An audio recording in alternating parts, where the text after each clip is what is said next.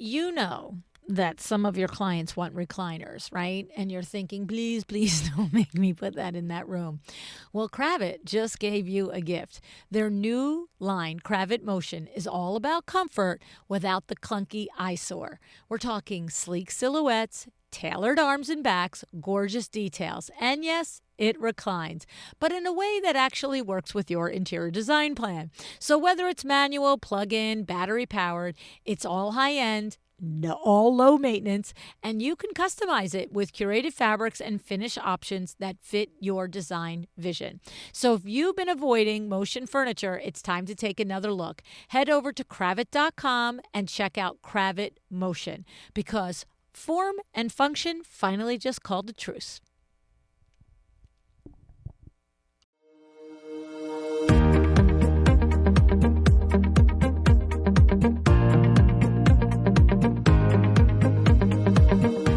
Welcome to A Well-Designed Business. My name is Luann Nigara, and I'm so glad you found this podcast. Together with my husband Vince and our partner Bill, we have grown our company Window Works from the ground up. So I know and I understand the challenges you face in running your interior design business. I also know that your talent alone isn't enough to ensure your success.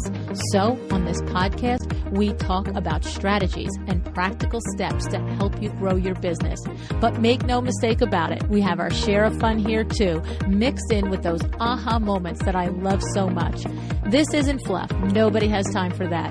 Whether you are a new interior designer or a seasoned designer, I am here to help you create and to manage the kind of interior design firm that you dream of. It's straight talk and it's action. Are you ready? Let's get started.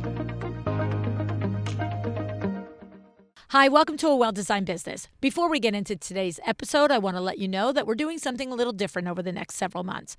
We're bringing back the most downloaded, the most talked about episodes from the last 9 years of A Well-Designed Business. These are the episodes that built businesses, that sparked aha moments, that turned you into an action taker. Now, if you're wondering why we're revisiting these episodes and what's changing with the show overall, well, I walk you through the full vision in our April 25th, 2025 episode titled The Big Shift, What's Changing on a Well-Designed Business and Why. That episode is linked for you in the show notes. Now, a quick heads up. These episodes are airing as they originally did. That means the music might sound familiar or it might be vintage. That means the event dates will definitely be out of date that I talk about. And it also means that any offers that are mentioned may or may not be valid still. But the insights, still golden. So whether it's your first time hearing this episode or your fifth time hearing it, there's something in this conversation for you right now in this season of your business. So here's the show. I hope you enjoy it. Hi, welcome to A Well-Designed Business. As promised, here is my conversation with Eric Ross, featuring his philosophy and his process for selling accessories and for the process of the reveal install. Okay, I've never heard anyone describe this accessory selling and reveal install process exactly like this, so I thought it was important to share it with you. Now, it might be how you do it. Okay, maybe it'll just make you think of a new way to do it. All right. And I couldn't help but think, as Eric described his process, how easy that process would be if you were using MyDoma Studio. To have everything right there in your MyDoma Studio platform organized according to the individual project, all ready to click and buy when your client is ready to click and buy. To see how it works, head over to mydomastudio.com/a well-designed business. That's mydomastudio.com/a well-designed business. All right. I'm curious to see what you think about Eric's process. All right? Have a great day. Decide to be excellent.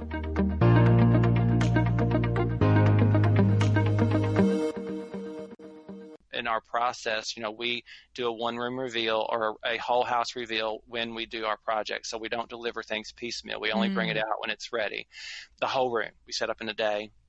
If it's a big house, we'll do 2 days or 3 days, but I don't spend weeks at a time because I get bored with it. So I'd rather work It's three leftovers. 12-hour days than 5 8-hour days. Right, right. So, but we go out, when we take a lot of risks. That's one thing that when I talk with designers about how we work, and they get really interested. Well, so you buy all the accessories and you don't make them keep them, and how does that work? I'm like, well, somebody's going to buy it eventually. I mean, we do take risk, but ultimately, most my stick rate is very high, because once you put a lamp, the perfect lamp on a table, and the perfect candle and the perfect tray, and all these things in their house, it's really hard for people to return it.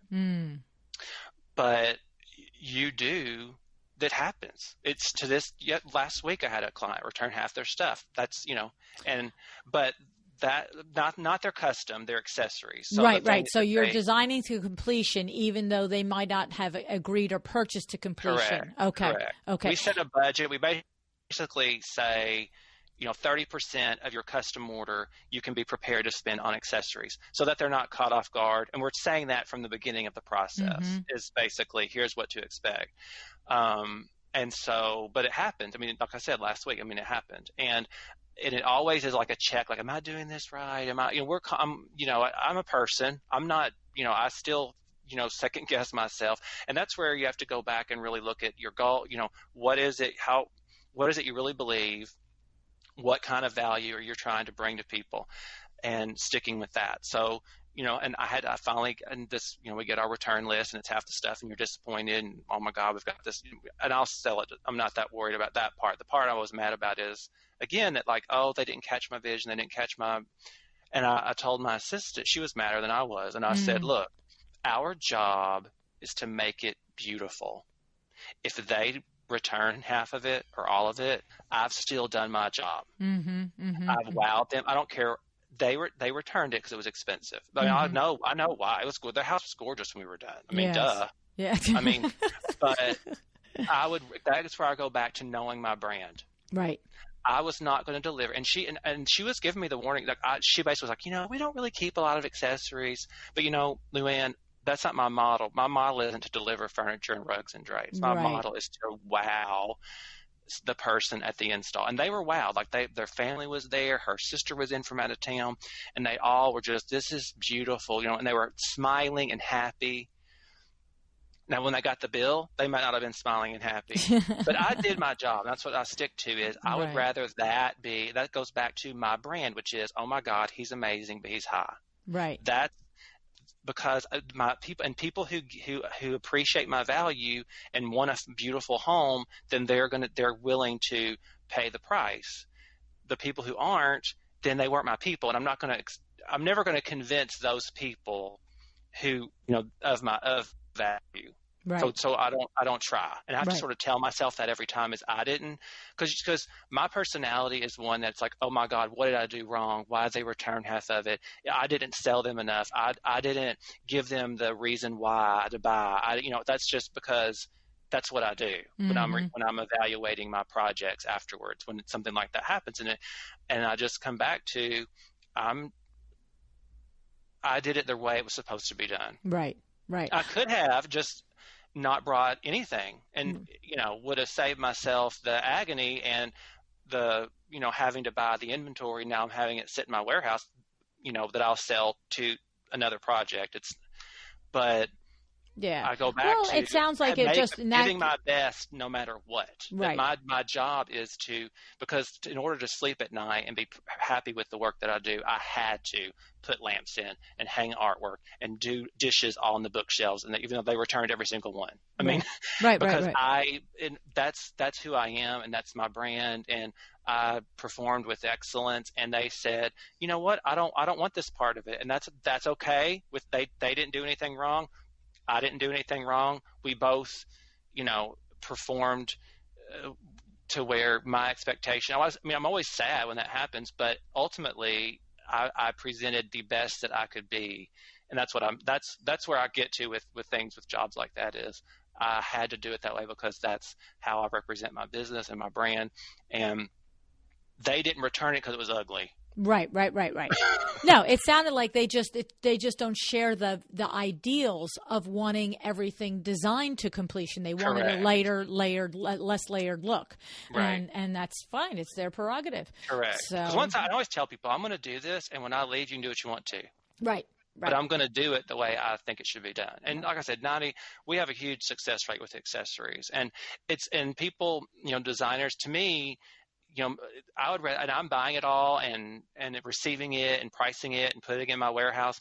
But I think that really takes less time than driving all over town and taking things on approval and keeping track of who I bought from where. And, it also limits the availability of product, because you only have access to what you can find locally rather than me just being able to buy it all direct. So that's where having my business set up as a store really works, because I can get exactly what I want. It also makes the installation of the job faster, because I know exactly what lamp's going on that table, and I know Right. exactly what candle's going on that tray, because I ordered it for that job. Right. And then when you do the reveal install, do you have the separate list of all the items that were not included with the price Correct. tag, so they could just buy it that day if they want? Correct. Yeah, I give them a week. Yeah. And then to live with it. And then some people pay right away. They, 3 days later, they're like, we're keeping everything. Here's my check. Right. Or we're returning.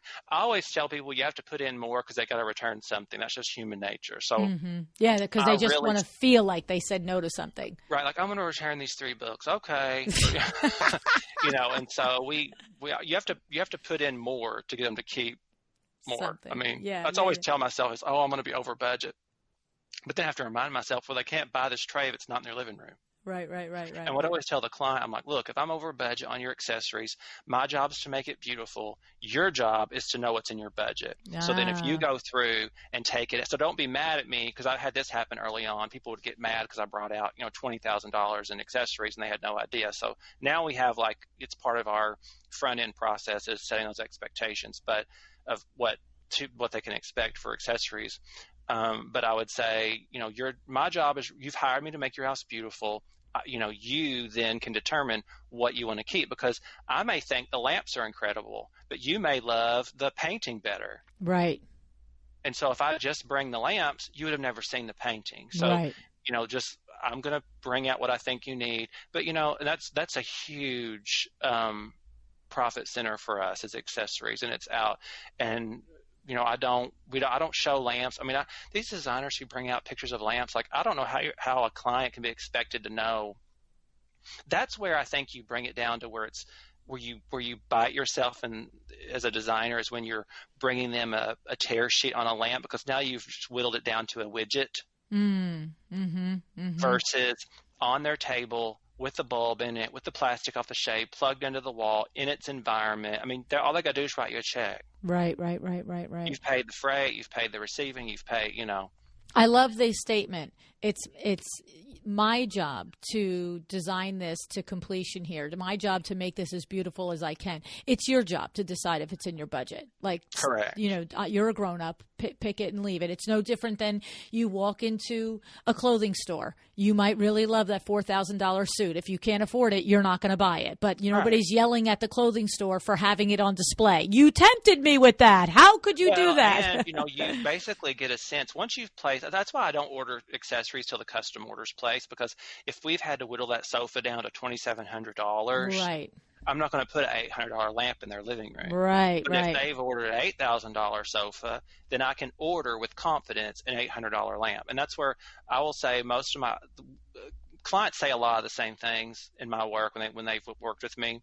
And one of them is, you can get more furniture in a room than anyone I've ever seen. But they'll say, I can't believe all this fit in here. This room, but it looks bigger. How did you do that? I'm like, well, that's the power of a decorator. So do you not run by them the accessory plan? You just say, here's the big plan, carpet, furniture, right. They big see things. Everything custom ordered, meaning I consider a custom order like a sofa, a rug, drapery, things that I cannot put in inventory and resell. But the rest of it, you just say, you'll be surprised. It'll be gorgeous, but you'll be surprised. Correct. And so I've learned, through our selection process of the custom stuff, what their kind of threshold for pain is, because now they've ordered, if they've ordered a $30,000 Persian rug, that tells me something different than if I've ordered, a $2,000 hand hooked rug that's still wool and beautiful, but they're more value conscious. So that I'm not going to order them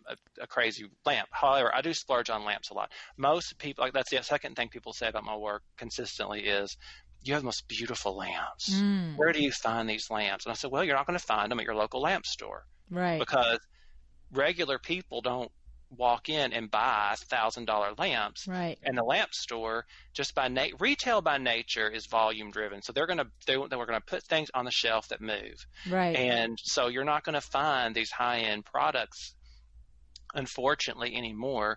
Used to, when I was a kid, you had these gift shops, these fine gift shops that sold all these, high-end beautiful things because designers weren't as prevalent. So these stores, I think every town had them, I guess. But, now it's like, that's where I get on my soapbox about the, socialization of design, not democratization, where everything's like lowest common denominator. It's really hurt a lot of people who may love traditional design, but they just don't have access because it's not moving. It's not selling in their market. Therefore, people aren't carrying it. Therefore, even online, because a lot of these vendors have quit making it.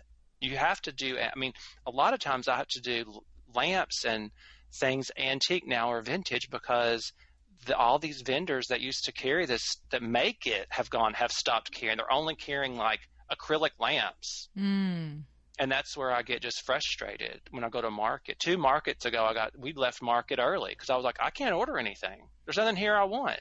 Wow. There's nothing here my clients want because it's all the same. If I see one more gray linen sofa, oh, Eric, let me show you our latest linen. Get the hell out of here. Is what I want to say to people is like, when reps come in and show me their linen, I'm like, do you know me at all? I've worked with you for 20 years. So that's just, and again, that comes with knowing who my client is, who my customer, what my own passion is. I'm not, I don't have passion for that. I never ordered beige linen ever, and I'm not going to. Like, I just, I think when someone hires a designer, they want to wow. And beige linen does not wow me. Right. Well, really, you have a very specific look. I read it on your website. It says that. Well, but you said on your website you're make no apology for embracing brown wood, classical moldings and architecture, and antique furnishings. This is who you are, and this is your aesthetic, and it's what makes you, like you said earlier, makes your heart sing. It makes it happy for you. Yeah. Yes. And of course, by doing exactly what is so authentic and true to you and really lights you up, you automatically attract the clients that are out there that appreciate that. Because the truth is, the whole world has gone to a certain, washed out gray linen, whatever, aesthetic you want to call it. But there are people that are like you that still want the layers and the color. I saw on your website I think it's a room in your house where the French doors are painted like, I'm going to call it podcast green. They're gorgeous. Yes, and that was just to give more visual interest. I think when you have small spaces, sometimes you need to work harder than if you have big spaces. And everything is subjective, and our job as designers, of course, is to get in there and learn what makes the client tick. And that's where I go back to, you can't internet that. You can't Uberize that. No. Thank you so much for joining me again today. This podcast is a production of WindowWorks, your resource for custom window treatments and awnings. To learn how we can help you on your next interior design project, go to www.windowworks-nj.com. And if you're interested in working with me on your business, either through masterminds or one-on-one coaching, or you want to know how to get my book, The Making of a Well-Designed Business, or you just want to know what's going on in the podcast land and where I'm going to be, all of that is found at luannigara.com. Thank you so much. Have an excellent day.